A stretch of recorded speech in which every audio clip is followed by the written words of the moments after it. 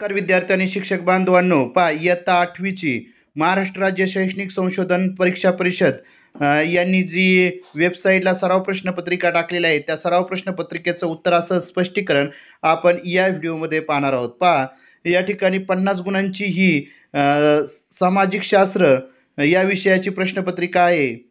गट अ मध्ये इतिहास विषयाचे आपण प्रश्न प्रथम पाहूया। प्रश्न पहिला आहे, दिलेल्या पर्यायापैकी योग्य पर्याय निवडून विधाने पुन्हा लिहा। टिंबटिंब हे गांधीजींचे निष्ठावान अनुयायी होते। त्याचं उत्तर आहे खान अब्दुल गफार खान हे गांधीजींचे निष्ठावान अनुयायी होते। त्यानंतर दुसरा आहे, दुसऱ्या महायुद्धात इंग्लंडने टिंबटिंब विरोधात अमेरिकेचा पक्ष घेतला। दुसऱ्या महायुद्धात इंग्लंडने जपानच्या विरोधात अमेरिकेचा पक्ष घेतला। त्यानंतर तिसरा आहे महाराष्ट्रात इंग्रजांविरुद्ध सशस्त्र लढा टिंबटिंबे यांनी दिला। त्याचं उत्तर आहे वासुदेव बळवंत फडके यांनी महाराष्ट्रात इंग्रजांविरुद्ध सशस्त्र लढा दिला। त्यानंतर प्रश्न पहिला ब आहे, संयुक्त महाराष्ट्राच्या लढ्यात महत्त्वाची भूमिका असलेल्या वृत्तपत्रांची नावे खालील शब्दकोड्यातून शोधून लिहा। त्याचं उत्तर आहे प्रबोधन, केसरी, सकाळ, नवाकाळ, नवयुग आणि प्रभात। त्यानंतर प्रश्न दुसरा आहे, खालील प्रश्नांची उत्तरे 20 ते 25 शब्दातल्या कोणतेही दोन पहिल्या गोलमेज परिषदेमध्ये चर्चा निष्फळ का ठरली? रॅमसे मॅकडोनाल्ड हे पहिल्या परिषदेचे अध्यक्ष होते। या परिषदेत राष्ट्रीय सभेने भाग घेतला नाही, म्हणून पहिली गोलमेज परिषदेमधील चर्चा या निष्फळ ठरल्या। त्यानंतर दुसरा प्रश्न आहे, चितगाव शस्त्रागारावरील हल्ल्याचा वृत्तांत लिहा। चितगाव येथील शस्त्रागारावरील हल्ल्यांची योजना सुरेश सेन यांनी आखली। 18 एप्रिल 1930 रोजी क्रांतिकारकांनी चितगावमधील 2 शस्त्रागारातील शस्त्रास्त्रे ताब्यात घेतली, टेलिफोन यंत्रणा तोडून टाकली आणि संदेशवहन यंत्रणा ठप्प करण्यात यश मिळवले। अशा पद्धतीची या ठिकाणी चितगाव शस्त्रागारावरील हल्ल्याचा वृत्तांत आपल्याला थोडक्यात लिहायचा होता। त्यानंतर राज्य पुनर्रचना आयोगाने कोणत्या शिफारसी केल्या? त्याचं उत्तर आहे भारत सरकारने न्यायमूर्ती एस फाजल अली यांच्या अध्यक्षतेखाली 29 डिसेंबर 1953 रोजी राज्य पुनर्रचना आयोग स्थापन झाला। यात मुंबईचे द्विभाषिक राज्य निर्माण करावे अशी मागणी केली गेली।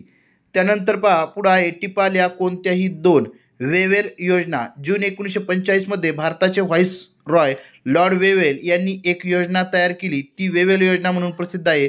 यात केंद्रीय व प्रांतिक मंडळात मुस्लिम, हिंदू व दलित यांना योग्य प्रतिनिधित्व देण्यात येईल असे सांगण्यात आले होते। त्यानंतर नारायण मेघाजी लोखंडे आता नारायण मेघाजी लोखंडे यांनी स्थानिक पातळीवर कामगारांचे प्रश्न सोडवण्यासाठी कामगारांचे संघटन केले। त्यांना भारतीय कामगार चळवळीचे जनक असे म्हणतात। त्यानंतर काकोरी कट आहे क्रांतिकारक एकत्र येऊन त्यांनी क्रांतिकार्याला लागणारा पैसा जमवण्यासाठी त्यांनी रेल्वेतून नेला जाणारा खजिना 9 ऑगस्ट 1925 रोजी काकोरी या उत्तर प्रदेशातील रेल्वे स्टेशनवर लुटला। यालाच काकोरी कट असं म्हणतात। अशा पद्धतीने या ठिकाणी थोडक्यात माहिती द्यायची होती। त्यानंतर प्रश्न तिसरा आहे, आझाद हिंद सेनेने केलेल्या पराक्रमांची कालरेषा तयार करा। आता ऑक्टोबर 1943 मध्ये हिंदुस्थानचे हंगामी सरकार स्थापन केलं।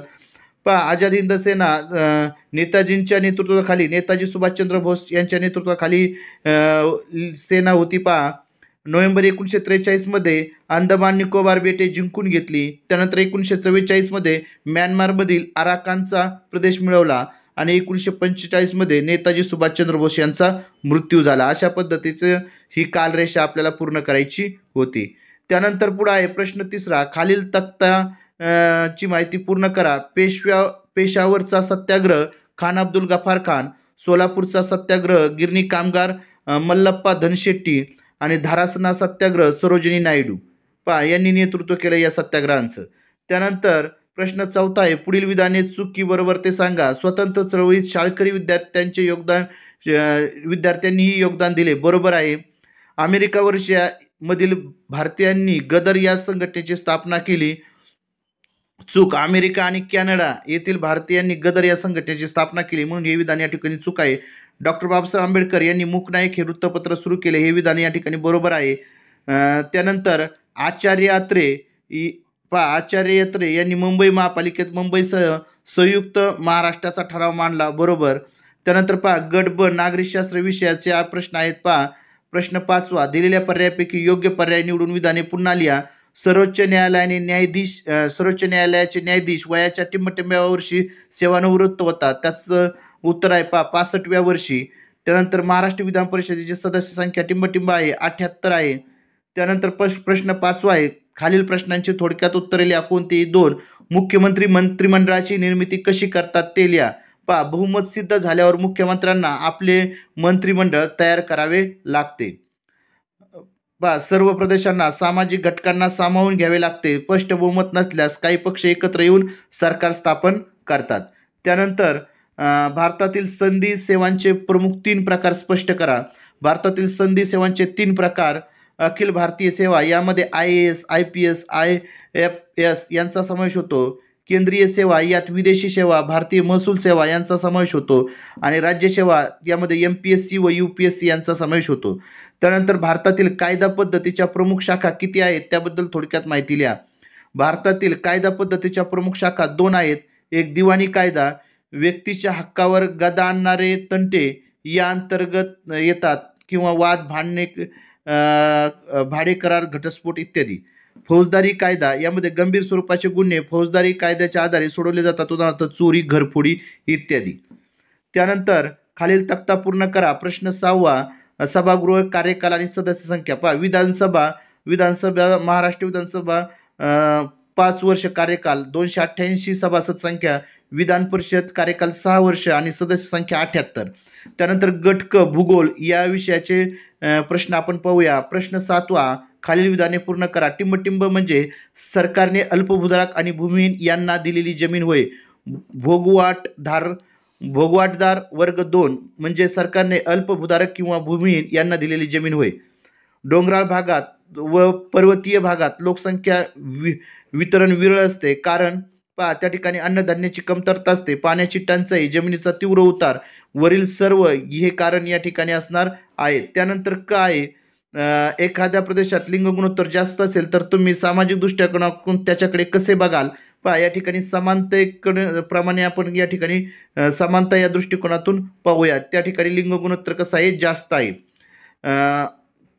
खालील प्रश्नांची थोडक्यात उत्तरे लिहा. कोणते 3 ग्रामीण भूमी उपयोजनावर परिणाम करणारे घटक कोणते. ते थोडक्यात लिहिले आहेत मी, त्याच्यामध्ये स्पष्टीकरण तुम्ही करू शकता. जमिनीची उपलब्धता, ग्रामीण भागातील लोकसंख्या, जमिनीची गुणवत्ता, आर्थिक व सामाजिक परिस्थिती.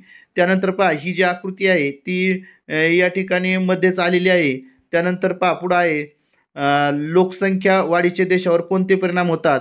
लोकसंख्या वाढीचा परिणाम कोणते होतात, तर अन्नधान्याचा तुटवडा निर्माण होतो, अपुरा निवारा, दळणवळण, शैक्षणिक व आरोग्य सुविधा याचा अभाव, जंगलतोड, स्थलांतर, गुन्हेगारीचे वाढते प्रमाण, अशा पद्धतीने लोकसंख्या वाढीचा परिणाम देशावर होतो. त्यानंतर MIDCचा अर्थ आणि स्थापनेमागचा उद्देश थोडक्यात सांगा. MIDC म्हणजे महाराष्ट्र इंडस्ट्रियल डेव्हलपमेंट कॉर्पोरेशन म्हणजे MIDC. महाराष्ट्र औद्योगिक विकास महामंडळ स्थापनेचा उद्देश अत्याधुनिकीकरणात वाढ करणे, पायाभूत सुविधांमध्ये वाढ करणे, तसेच महाराष्ट्र राज्याला औद्योगिकदृष्ट्या समृद्ध करणे हे प्रमुख उद्देश आहेत. त्यानंतर 4था आहे, औद्योगिक निर्मितीबरोबरच पर्यावरण समतोल राखणे आवश्यक आहे, स्पष्ट करा. औद्योगिक निर्मितीमुळे पर्यावरण समतोल बिघडत असतो, विशेष करून वायू प्रदूषण मोठ्या प्रमाणात होत असते, त्यातून मानवावर अनिष्ट परिणाम होतात. म्हणून सगळ्यांनी पृथ्वीवरील पर्यावरणाचे संतुलन राखण्याची काळजी घेणे आवश्यक आहे. तसेच पृथ्वीवरील जीवन सुरक्षित ठेवण्यासाठी पर्यावरणाचे रक्षण होणे हे सुद्धा महत्त्वाचे आहे. त्यानंतर प्रश्न 8वा आहे, खालील नकाशाचे बृहत प्रमाण नकाशा व लघु प्रमाण नकाशा असे वर्गीकरण करा. आता बृहत प्रमाण नकाशामध्ये घर, मंदिर, बगीचा आणि लघु प्रमाण नकाशामध्ये महाराष्ट्र राज्य, जगाचा नकाशा, ऑस्ट्रेलिया देश नकाशा याचा समावेश होतो. त्यानंतर प्रश्न 8वा आहे, खालील आकृतीचे निरीक्षण करून दिलेल्या ठिकाणादरम्यान रस्त्यांच्या आधारे विविध ठिकाणातील अंतरे अभ्यासून त्याच्या प्रत्यक्ष अंतराची नोंद करा. प्रमाण 1 सेमी बरोबर 5 किलोमीटर याचा वापर करा. ही जी वरची आकृती आहे, ह्या वरच्या आकृतीचे जे प्रश्न आहेत ते प्रश्न आहेत. ही आकृती या ठिकाणी पुढच्या पेजवर येणं गरजेचं होतं, परंतु ते या मधल्या पेजवरच आलेली आहे. याचे काय आहे प्रश्न, तर वाहनतळ ते हॉस्पिटल याचं अंतर आहे 25 किलोमीटर. पट्टीच्या साहाय्याने आपल्याला मोजायचं आहे. 1 सेमी बरोबर 5 किलोमीटर घ्यायचं आहे, म्हणजे 5 सेमी भरलं म्हणून 5 25 किलोमीटर झालं. त्यानंतर उद्यान ते निवासी इमारत अंतर 20 किलोमीटर, प्राणी संग्रहालय ते चित्रपटगृह 30 किलोमीटर अंतर, त्यानंतर ग्रंथालय ते शॉपिंग मॉल 20 किलोमीटर अंतर. त्यानंतर प्रश्न 9 आहे, भौगोलिक कारणे लिहा. कोणतेही एक. नागरी भागात वाहतूक सुविधा क्षेत्र अत्यावश्यक आहे. पहा त्याचं उत्तर आहे, नागरी भागात लोकसंख्येचे प्रमाण जास्त असते, त्यामुळे वाहतूक व्यवस्थेवर ताण येऊ शकतो. वाहतूक सुविधा चांगली असेल तर अशा समस्या निर्माण होत नाहीत. त्यानंतर लोकसंख्या एक महत्त्वाचे संसाधन आहे. पहा कोणत्याही देशाच्या आर्थिक, सामाजिक, सांस्कृतिक विकासात लोकसंख्या हे अत्यंत महत्त्वाचे संसाधन आहे.